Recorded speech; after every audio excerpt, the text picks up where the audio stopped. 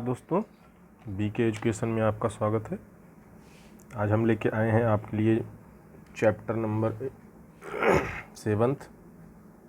मैं पहले ही बताया था आपको, हम चैप्टर नंबर 7 कराएंगे आज। जैसा कि आप देख रहे हैं, इसमें स्टील रूफ ट्रसेस के बारे में बताएंगे। इस चैप्टर में आपको जो थ्योरीज़ हैं बस उसको ही कवर करेंगे। इसमें न्यूमेरिकल्स पार्ट आप मत करिएगा। न्यूमेरिकल्स पार्ट वैसे जल्दी पूछता नहीं है, जब भी पूछता है ज़्यादातर थ्योरी पार्ट पूछता है, तो आप लोग थ्योरी पे ज़्यादा फोकस करिएगा। तो मैं पहले ही बताया था कि आपको मैं कौन कौन सा चैप्टर करा चुका हूँ, कौन कौन सा ज़्यादा इम्पोर्टेंट है। तो मैं इम्पोर्टेंट जो चैप्टर्स है उनको करा चुका हूँ। तो आप लोग उसको रिवीजन करिए दोबारा तिबारा। जब तक रिवीजन नहीं करेंगे तब तक ये इतना अच्छा क्लियर नहीं हो पाएगा। तो मैं करा चुका हूँ आपका first chapter, second chapter, third, fourth, ठीक है। उसके बाद फिफ्थ छोड़ के 6, फिर 7 करा दूंगा। तो आपको आपका छूटेगा 5 और 8, ये 2 छूटेगा। इसको आप को छोड़ देना है क्योंकि आपके पास टाइम नहीं है। ठीक, अगर टाइम रहता तो मैं कराता इन सब दोनों को। तो आपको इतना से ही आप अगर कवर करते हैं अच्छे से रिवीजन करके, तो आपका अच्छे से मार्क्स आ सकता है। और 1, 2, 3, 4 से विथ न्यूमेरिकल आएगा, और 6, 7 से केवल थ्योरी। इसमें थ्योरी न्यूमेरिकल दोनों रहते हैं, और इसमें केवल थ्योरी में कराया हूँ।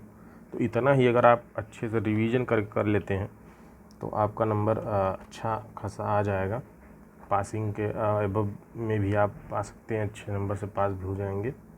तो इस तरह से हम केवल इम्पोर्टेंट की बस ही बात किए हैं। तो हम चलते हैं स्टील रूफ। और अगर आप लोग इस चैनल को सब्सक्राइब न किए हो तो सब्सक्राइब कर दीजिए, ठीक। और लोगों तक शेयर कर दीजिए ताकि उन लोगों तक पहुंच जाए जो लोग किसी ग्रुप में अटैच हों, या उनको या पर्सनल व्हाट्सएप ग्रुप पे आप सेंड कर सकते हैं। इसमें से शेयर करके लिंक उनको सेंड कर दीजिए ताकि वो लोग भी इसको देख सके। तो चलिए स्टार्ट करते हैं हम इसमें क्वेश्चन के रूप में। लिखा है, छत कैंचियों के लिए प्रयुक्त निम्नलिखित पदों को स्वच्छ चित्रों की सहायता से समझाइए। इसमें आप देख रहे हैं कुछ टर्म्स दिए हुए हैं, राइज, अंतराल, ढाल, पर्लिन, उसके बाद कड़ी मीन्स राफ्टर। तो ये देखिए 2006 और 11 में पूछा हुआ है, ठीक। और भी आगे पूछा होगा, 18 में भी पूछा होगा, हो सकता है 19 में भी पूछा होगा। तो इसके जो टर्म्स हैं, इसका फिगर पहले हमको बनाना है, ठीक है। एग्जाम में जब इस तरह का क्वेश्चन पूछे स्वच्छ चित्रों की सहायता समझाइए। तो ये जो 5 टर्म्स दे रखा है, ये टर्म्स जो ये ट्रस है, ट्रस का ही टर्म्स पूछ रखा है। तो आपको क्या करना है, ट्रस को बनाना है वहाँ पे, और जो जो टर्म्स हैं उनको दिखा देना है। उसके बाद उनके बारे में आपको लिखना है। तो चलिए हम एक एक करके देखते हैं। तो पहले तो हम इसका जो फिगर है उसको एक बार ध्यान से देख लेते हैं। फिगर में आप देखिए, इस तरह से एक पिलर इधर होता है, एक पिलर इधर रहता है, ठीक है। पिलर पे ऊपर एक यहाँ पे जो है टाई बीम रहता है। टाई बीम के ऊपर यहाँ पे देखिए इस तरह से एक आप देखेंगे, तो ये जो है मेन राफ्टर लगाया जाता है, ठीक है। और मेन राफ्टर आप देख रहे हैं। उसके बाद ये पर्लिन लगाया जाता है, जगह जगह पे पर्लिन लगाया जाता है। उसके बाद फिर छत का आवरण होता है इस तरह से, ठीक। और बीच बीच में स्ट्रट लगाते हैं, उस दिन बताए थे स्ट्रट क्या होता है, ठीक है। जो हॉरिजॉन्टली और वर्टिकल दोनों में लोड बियर करे, कंप्रेसिव लोड, ठीक है। तो वो स्ट्रट हो जाएगा। उसके बाद ये रिज ऊपर लगा रहता है, इसलिए ये रहता है कि इसमें बीच में पानी न जा सके, क्योंकि ये दोनों अटैच रहेंगे तो यहाँ पे गैप हो सकता है, इसलिए रिज लगाते हैं। जो भी इसमें पानी है वो नीचे चला आएगा। ये किसी एक निश्चित एंगल पे रहता है, ठीक है। ये नहीं कि बहुत कम ज़्यादा कर सकते हैं। तो अभी हम देखते हैं किक के बारे में, ठीक। तो अब हम चलते हैं। इसमें देखिए सबसे पहले टर्म्स आया है राइज, उठान। राइज कैसे, कैंची के निचले कॉर्ड, बॉटम कॉर्ड या तानधरन टाई बीम से शीर्ष तक की ऊर्ध्वाधर ऊंचाई कैंची का उठान कहलाती है। पार्ट तथा कैंची के उठान में निम्न संबंध है। तो आप यहाँ से देख सकते हैं ये उठान दर्शाया हुआ है। तो इस तरह से हम देखें तो इस तरह से जो है ये जो इसमें फिगर बन रहा है, कह रहा है कि कैंची के निचले बॉटम कॉर्ड या तनन टाई बीम शीर्ष तक ऊर्ध्वाधर ऊंचाई कैंची का उठान कहलाती है। पार्ट तथा कैंची के उठान में संबंध है। तो tan थीटा इसमें इसको निकालने के लिए इसका ढाल स्लोप क्या होगा, इस पे स्लोप क्या होगा, स्लोप निकालने के लिए आप फार्मूला लगाइए tan थीटा इक्वल उठान, ये आपका उठान हो गया इस तरह से, ठीक है, मीन्स राइज, उठान मीन्स राइज, ठीक, राइज हो गया। उसके बाद आधा पार्ट मीन्स ये जो हाफ स्पान है इसका, हाफ स्पान है वो हो गया। तो आपका ये tan थीटा निकल जाएगा, लंब बटा ये लंब हो गया, ये आधार हो गया, तो लंब बटा आधार से आपका tan थीटा निकल गया। तो ये इससे हम जो एंगल है इसका, कितने एंगल पे झुकाव रखना है वो एंगल हम फाइंड आउट कर सकते हैं। अगर यह एंगल हमको दिया हो तो हम उठान भी निकाल सकते हैं। तो इस तरह से हम इसको कर सकते हैं। तो अब चलिए नेक्स्ट पॉइंट पे चलते हैं। नेक्स्ट पॉइंट पे आप देखिए इंटरवल जो अंतराल है इसका, कैंची के उठान और पार्ट के अनुपात को अंतराल कहते हैं। जैसे यह कैंची का राइज है, ये उठान है, उठान अपान स्पान, मान लो सपोज दैट इतना उठान है, ठीक है, और ये टोटल स्पान, टोटल जो स्पान लेंगे हम वो स्पान यहाँ सेंटर टू सेंटर डिस्टेंस पे लेंगे, ठीक है, सेंटर टू सेंटर डिस्टेंस पे लेंगे, तो वो हो जाएगा हमारा इंटरवल, ठीक। तो इस टर्म्स को आपको याद रखना है, इस तरह से वहाँ पे लिखना भी है, इतना ये सब ध्यान दीजिएगा। और स्लोप देखेंगे, कैंची का शीर्ष कॉर्ड टॉप कॉर्ड मुख्य राफ्टर निचले कॉर्ड टाई धरण के साथ जो क्षैतिज कोण बनाता है उसे कैंची छत की ढाल कहते हैं। छत की ढाल छत आवरण के प्रकार, वर्षा, हिमपात, तीव्रता, वायुदाब इत्यादि पर निर्भर करती है। छत कैंची ढाल 25 डिग्री से 30 डिग्री तक रखा जाता है। जो थीटा की वैल्यू होती है वो 25 डिग्री से लेके 60 डिग्री के बीच रखा जाता है। ये डिपेंड करता है कि जो हिमपात की तीव्रता है, जो बर्फ़ गिरता है कहाँ पे ज़्यादा गिरता है, कहाँ पे कम गिरता है, जो वायुदाब कहाँ पे, अगर वायुदाब बहुत ज़्यादा है, अब जैसे फॉर एग्जांपल देखें इस तरह से, आइए फिगर पे चलते हैं। तो अगर हम यहाँ से एक बार देखें, अगर यहाँ पे एंगल हम 30 डिग्री रखते हैं तो क्या होगा कि ये कम स्लोप रहेगा इस तरह से, ठीक है, कम स्लोप रहेगा। अगर जहाँ पे वायुदाब ज़्यादा होगा, हवाएं ज़्यादा चल रही होंगी, वहाँ पे क्या करेंगे, कम एंगल रखेंगे, भाई हवा तभी तो क्रॉस करके चला जाएगा, ज़्यादा उठा रहेगा। अगर इस तरह से सपोज दैट इस तरह से अगर ऐसे उठा रहता तो हवा ज़्यादा लगता तो इस पर प्रेशर पड़ता तो दबाव लगता। तो इस तरह पे वहाँ पे अगर हवा ज़्यादा है, वायुदाब अधिक है, तो वहाँ पे एंगल क्या करेंगे, कम कर देंगे। और अगर यही हवा अगर वहाँ पे कम हो और हिमपात ज़्यादा हो, मीन्स बर्फ़बारी ज़्यादा गिर रही हो, तो क्या करेंगे, यहाँ पे जो थीटा एंगल है उसको क्या कर देंगे, सपोज दैट 45 डिग्री कर देंगे या 50 डिग्री कर देंगे। तो इस तरह से एक एंगल बनेगा। अब जो भी इस पर बर्फ़बारी पड़ेगी इस तरह से, वो क्या करेगा, ईज़िली जो है नीचे चला आएगा, तुरंत जैसे गिरेगा वैसे नीचे चला आएगा। तो इस तरह से स्लोप इसका मेंटेन करते हैं अकॉर्डिंग टू कैसा वहाँ पे सिचुएशन है, हिमपात पड़ रहा है कि वायुदाब पड़ रहा है, इस पे डिपेंड करता है। तो अब हम चलते हैं पर्लिन। यही डाउट में रहता है कि पर्लिन आखिर होता क्या है, तो मैं इजली तरीके से आपको बता दूं कि यह सतत धरण कॉन्टीन्यूअस बीम की तरह होता है, जो कैंची को दूसरी कैंची से जकड़ने के लिए तथा आवरण चादरों को सहारा देने के लिए, ठीक, मुख्य राफ्टर के ऊपर इसकी आड़ी दिशा में लगाई जाती है। पर्लिन कैंची के रिज के समांतर होती है। जो पर्लिन होता है वो कैंची के रिज, ये जो रिज है इसके समानांतर होता है। अब ये जो हम देख रहे हैं ये फ्रंट व्यू है, मीन्स सामने से देख रहे हैं कि कैसे ये सामने से हमको दिख रहा है। अगर यही थोड़ा इसको लंबाई में बना दे, सपोज दैट इस तरह से इसको 3D में बनाते हैं, ठीक है, इस तरह से अगर 3D में बना दे थोड़ा सा, इस तरह से आगे ये चला जाए, ठीक, इस तरह से आगे ये चला गया। तो अगर इस तरह से हम बनाएंगे, ठीक है, तो ये जो ये वाला आप है इस तरह से आगे ये चला जाएगा, ये लंबाई में, ठीक, इस तरह से। तो ये हमारा रिज हो गया, ठीक है। अब हम देखेंगे कि इसमें जो मेन राफ्टर लगा है, मेन राफ्टर ये लगा हुआ है, इसी तरह से मेन राफ्टर यहाँ भी कहीं लगा होगा, यहाँ भी लगा होगा, यहाँ भी लगा होगा, यहाँ भी लगा होगा, ऐसे लगा होगा, ठीक है। इसी तरह इस तरफ भी लगा होगा मेन राफ्टर, ठीक। मेन राफ्टर इस तरह से लगा होगा। उसके बाद हम इसमें देखेंगे जो पर्लिन होता है, मेन राफ्टर तो आप समझ में आ गया होगा, ये मेन राफ्टर है, ठीक। ये तो मेन राफ्टर इस तरह से जैसे यहाँ आगे लगा है, इसी तरह से आगे भी ऐसे ऐसे ऐसे लगा होगा, ठीक।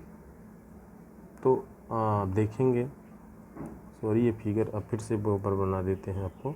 ये देखिए इस तरह से, अब आपको यहाँ से देखिए इस तरह से मेन राफ्टर लगा होगा,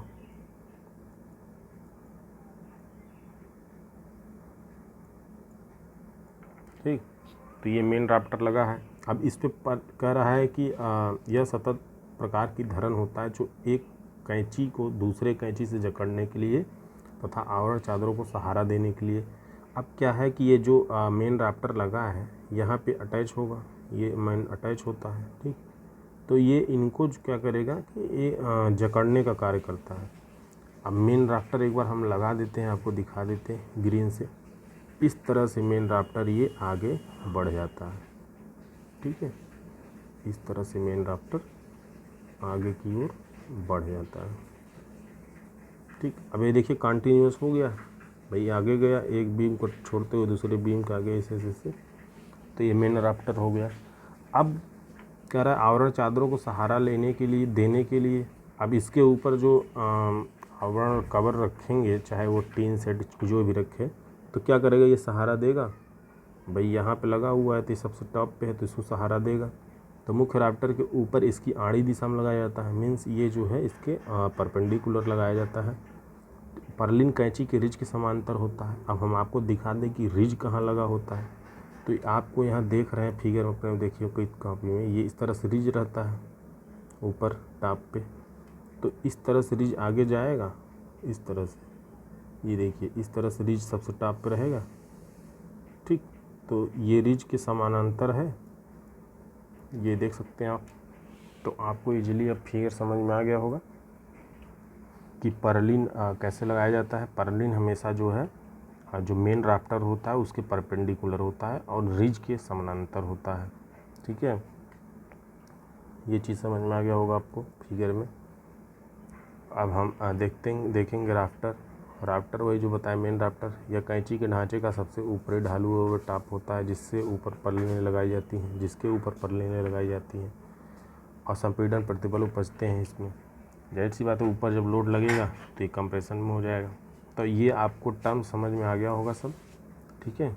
और थोड़ा सा इसमें हम एक चीज़ और देख लेंगे कि अगर और कुछ भी चीज़ पूछेगा, जैसे कि ये यू है, ये यू जो ये है, ये इस तरह से ऐसा ढाल क्यों इसलिए बनाते हैं कि जो इसमें पानी ये आए इस तरह से आके किसी एक साइड पर गिरे, चाहे इस साइड गिर जाए चाहे इस साइड पानी गिरे, ठीक है, सामने न गिरे। तो इस तरह से एक यू बना देते हैं थोड़ा राउंड शेप में। तो ये आपको क्लियर हो गया होगा। और जो इसका स्तंभ है, जो इसका कॉलम है, वो जो स्पान लेंगे हम वो सेंटर टू सेंटर लेंगे, ये हम पहले ही बता चुके हैं आपको, ठीक है। तो ये नहीं कि यहाँ तक आप लास्ट तक इसको ले लीजिए, ऐसा नहीं है, ठीक। तो आपको ये क्लियर हो गया होगा। ट्रस, जो ट्रस में कुछ कंपोनेंट हैं, उनके कंपोनेंट के बारे में मैं बता दिया आपको। तो इसको याद रख लीजिए, हमेशा ही अक्सर एक क्वेश्चन पूछ लेगा आपको, बस फिगर इसका बनाना रहेगा। जो फिगर बनाना है ऐसे सिंपल फिगर आपको बनाना, जैसे यहाँ पे दे रखा है, ठीक है। तो जल्दी आप बना लेंगे इजली। अब इसमें चलेंगे, जो है ये अब पूछता है कि पर्लिन का डिज़ाइन, तो डिज़ाइन के चक्कर मत पड़िए आप इसमें, ठीक है, क्योंकि आपके पास टाइम नहीं है, तो वहाँ पर आप परेशान हो जाएंगे, उलझ जाएंगे, ठीक। तो आपको केवल थ्योरी पे चलना है। तो आप यहाँ पे देख सकते हैं क्वेश्चन में, आप छत की कैंचियों को पर्लिन, अभी मैं बता दिया कि पर्लिन क्या होती है अभी, ठीक है। तो उपयोग कह रहा है, उपयोग में भी आपको जो बता दिया कि छत की कैंचियों को जोड़ने के लिए, जो राफ्टर उनको जोड़ने के लिए, प्लस जो कवरिंग होती है, वो कवर को सहारा देने के लिए, इस तरह का इनका उपयोग है। तो आपको इस उपयोग को भी लिख देना है उसमें।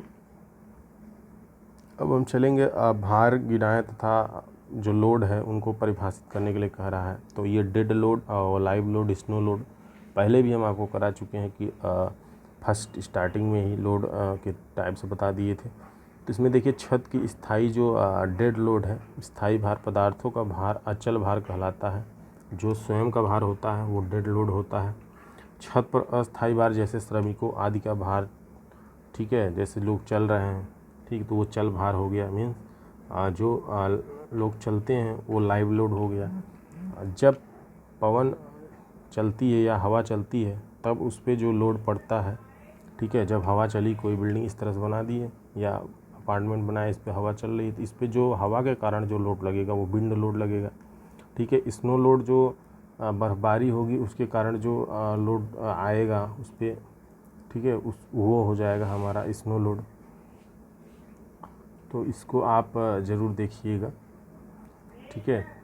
और इसमें जो है अब देखिए भारों के विभिन्न संयोजन जो सबसे बुरी स्थिति उत्पन्न करते हैं, ये क्या कंडीशंस होती हैं जो अगर दोनों लोड एक साथ मिले तो किस तरह से सबसे ज़्यादा नुकसान हो सकता है, ठीक है, उसको हम देखेंगे कॉम्बिनेशन ऑफ लोड। तो इसको आप याद रख लीजिएगा, ठीक है। कैंची के लिए सर्वाधिक विनाशकारी स्थिति जानने के उपरोक्त भारों कॉम्बिनेशन ऑफ लोड किया जाता है, जैसे अचल भार प्लस चल भार, dead load plus live load, अचल भार प्लस वायु भार, अचल भार प्लस हिम भार। अब इसमें हम देखेंगे कौन सा सबसे डिज़ाइन करने के लिए कौन सा कंसीडर करेंगे। तो इसमें हम देखेंगे कि जब हिम भार पर विचार करें, ठीक, जब हिम भार पर विचार करें तब उपरोक्त में से ए और सी इन दोनों में जो मान अधिक हो वही हम लेंगे। और जब हम इसमें जो है जब इसमें हम वायु पे विचार करेंगे तो उसमें जो है बी और ए और बी में जो मान अधिक होगा उसको हम लेंगे। तो इस तरह से इन दोनों डिज़ाइन में कंसीडर करेंगे। तो इसमें आप देखिए नेक्स्ट क्वेश्चन देखिए, छत कैंची के चुनाव के लिए प्रभावी कारकों को बताइए। ठीक है, अगर कोई आपको ट्रस चुनाव करना है कि किस प्रकार का ट्रस हमको इस अपार्टमेंट में लगाना है, तो कैसे आप उसको चुनेंगे कि हाँ कौन सा ट्रस लगाएं, क्योंकि ट्रस तो बहुत प्रकार के होते हैं। जैसे कि यहाँ पे आप देख सकते हैं कि king post truss, queen post truss, Fink truss, hob, 4 point truss, pan truss, तो इस तरह से काफ़ी ट्रसें होती है। तो कौन सा ट्रस आपको ज़्यादा सूटेबल रहेगा, तो कैसे हम इसको डिसाइड करेंगे कि हमको यही ट्रस लगाना है।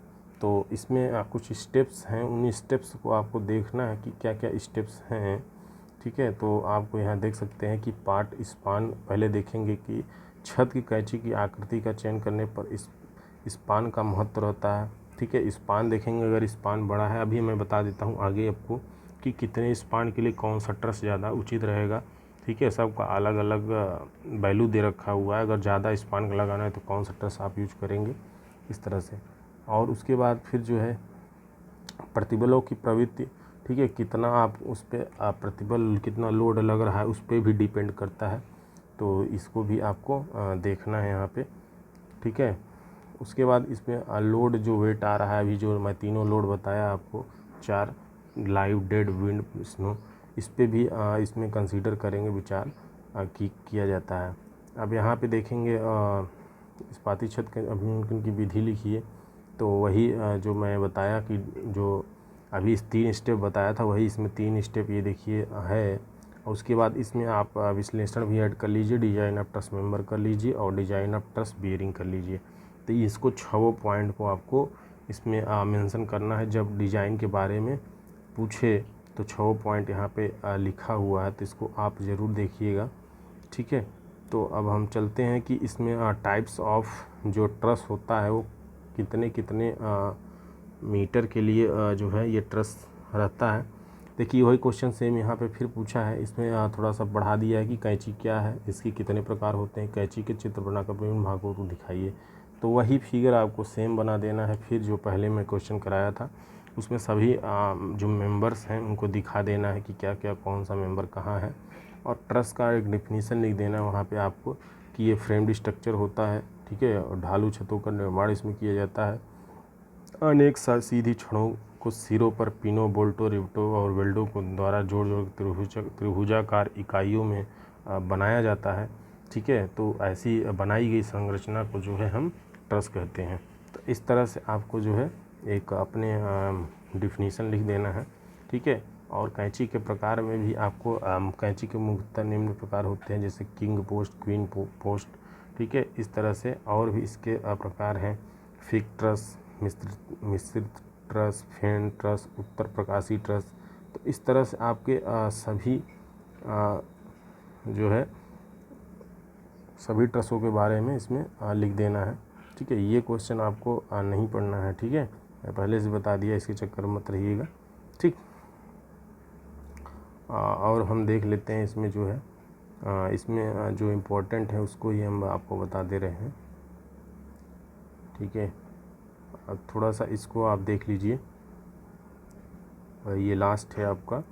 इस तरह से यहाँ पे आप देखिए जो छत कैंचियों के प्रकारों को स्पान सहित सूची बताइए। छत कैंची के मुख्यतः निम्न प्रकार होते हैं, ठीक है। अब जो ट्रस है, ट्रस के प्रकार जो स्पान सहित सूची बनाइए, ठीक है। अब मैं पहले से ही बताया था कि सब अलग अलग स्पान के लिए अलग अलग ट्रस होते हैं, तो आप यहाँ पे देख ले, इसको याद कर लीजिए। जब वहाँ टाइप्स आएगा तो ये नाम लिखने के साथ साथ आपको इसका स्पान भी लिख देना है कि कितने स्पान तक के लिए ये यूज होता है।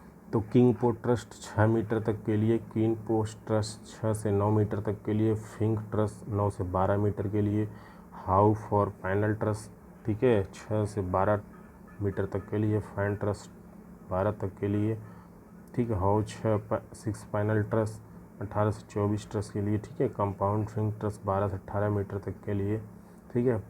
तो ये जो है ब्रैड ट्रायंगुलर ट्रस 10 से 30 मीटर तक के लिए। तो इस तरह से आपको जितने इसमें ट्रसेस हैं, north light truss, saw tooth truss, Warren truss और मॉनिटर ट्रस, ये 12 ट्रसों को याद कर लीजिए, विथ इसके डायमेंशन याद कर लीजिए। अगर वहाँ पे पूछता है कि टाइप्स ऑफ, ठीक है, ट्रस को लिखिए, तो आप टाइप्स ऑफ लिखने के साथ साथ ये जो इसके स्पान रेंज है उसको भी आप वहाँ पे मेंशन करिए, ठीक है। तो आपका नंबर मिलने के अच्छे चांसेस इसमें रहेंगे। तो ये जो क्वेश्चन है इसको मैं करा दिया हूँ पहले ही, ठीक है, ये वाला बीम, ठीक है। तो इसको चक्कर और न्यूमेरिकल के चक्कर में इसके ना रहिए। मशीनरी पार्ट को आप मत टच करिए, ठीक है। और जो जितने अभी तक चैप्टर में करा दिए हैं उसी चैप्टर्स को आप बार बार रिवीजन कर लीजिए, उतने में ही से ही आएगा। अगर जो लोग पढ़ चुके होंगे पहले से वो कर सकते हैं, ऐसी बात नहीं है, ठीक है। तो अभी जो इम्पोर्टेंट है उसको ही मैंने बताया आपको, तो उसको आप कर लीजिए, ठीक है। तो जल्दी हम कोई ऐसा सेशन लाएंगे जिसमें आपको हम थोड़ा सा बताएंगे किस तरह से क्वेश्चंस आते हैं और भी सब्जेक्ट्स के, ठीक है। तो हम आपको नोटिफिकेशन के माध्यम से एक नोटिफिकेशन दे देंगे, ठीक है। तो आप ज़रूर देखिएगा और एग्ज़ाम्स के लिए आपके बेस्ट ऑफ लक, ठीक है। 25 तारीख से आपका एग्ज़ाम स्टार्ट है। तो ठीक है, आप अगर चैनल को सब्सक्राइब न किए, चैनल को सब्सक्राइब कर लीजिए और लोगों तक सेंड करिए, ठीक है, ताकि उन लोगों तक सभी वीडियोस पहुंच सके, ठीक है। जिसमें हम फर्स्ट चैप्टर, सेकंड, थर्ड और फोर्थ और सिक्स्थ और ये 7th चैप्टर करा दिए हैं, ठीक है। तो ठीक है।